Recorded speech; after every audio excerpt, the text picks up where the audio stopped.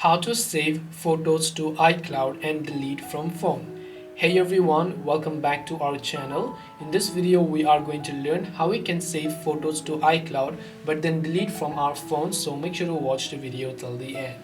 Now if you want to save photos, all of these photos to iCloud so that you can delete them from your iPhone to free up some storage for some reason. Now if I open up settings, I tap my Apple ID profile from the top, I go to iCloud and then I go to photos.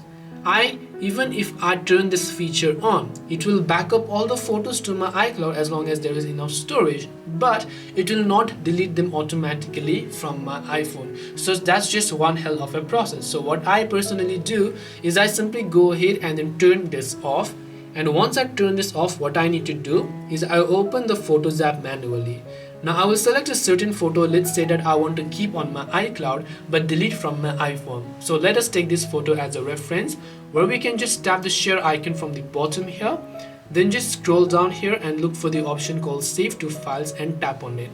Now, you don't save them to your files on the iPhone storage. What you do here is from here, you have to select iCloud Drive. We don't want to save them on our iPhone because we will delete them from our iPhone. So what we will do is we will save it to our iCloud Drive. You can create a new folder. I will just save them in my downloads folder by just tapping the save option. Now, I have backed up this photo to iCloud Drive. Not in the photos section, by the way, from the settings app, but from the file manager we saved inside the iCloud Drive. And now it is completely safe for us to delete this photo from our Photos app.